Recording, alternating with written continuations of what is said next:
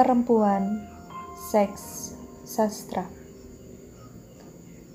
Kontroversi mengenai seks atau gambaran tentang hal-hal yang erotis dalam karya sastra kita sebenarnya sudah sering terjadi. Pada masa kolonial, terjadi polemik terselubung antara tokoh-tokoh balai pustaka dengan orang-orang di luar balai pustaka. Dalam nota ringkes, misalnya, disebut-sebut mengenai karya-karya sastra yang dianggap melanggar tabu dan merusak moral. Pada akhir masa kolonial, kemunculan belenggu karya Armijen Pane yang mempersoalkan cinta dan perselingkuhan juga menimbulkan kontroversi.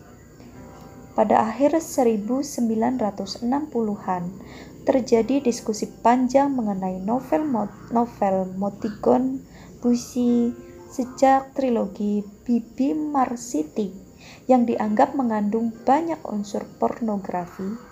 Selanjutnya, terjadi pula diskusi antara Harry Aveling dengan Gunawan Muhammad sebagaimana yang tampak dalam Seks Sastra Kita, ditulis tahun 1969.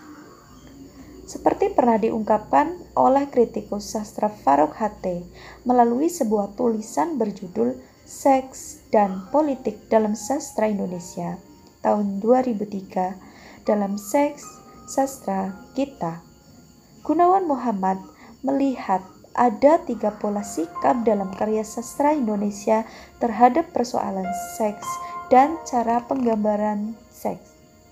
Pertama, karya-karya yang berusaha mempersoalkan seks tetapi tidak berani menggambarkannya. Karya-karya yang dalam istilah Harry Aveling memperlakukan persoalan seks itu sebagai mawar berduri. Kedua, karya-karya yang mempersoalkan seks dan menggambarkannya dengan cara meneriakannya dengan keras-keras.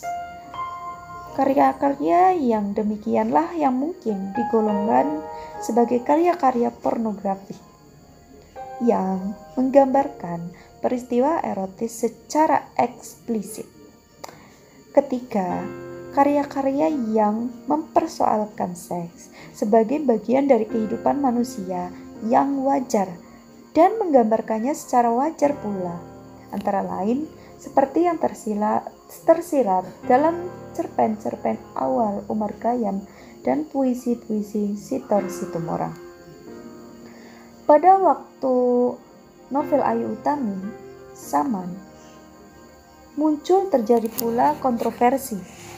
Dalam sejarah sastra Indonesia, sejak Ayu Utami memang terjadi hal yang menakjubkan dalam persoalan seks dalam sastra. Bukan hanya karena keberaniannya dalam menulis seksualitas secara eksplisit dibanding dengan karya-karya sastra Indonesia sebelumnya, melainkan juga karena penulis yang mengikuti kecenderungan demikian justru para penulis perempuan seperti Dina Rahayu, Jenar Maesa Ayu, lalu Nova Rianti, dan Herlinatis. Dalam sebuah wawancara, pemenang sayembara penulisan novel Dewan Kesenian Jakarta tahun 2004, Dewi Sartika dengan terus terang mengakui bahwa novelnya Dadaisme dipengaruhi oleh cara penulisan Ayu Utami.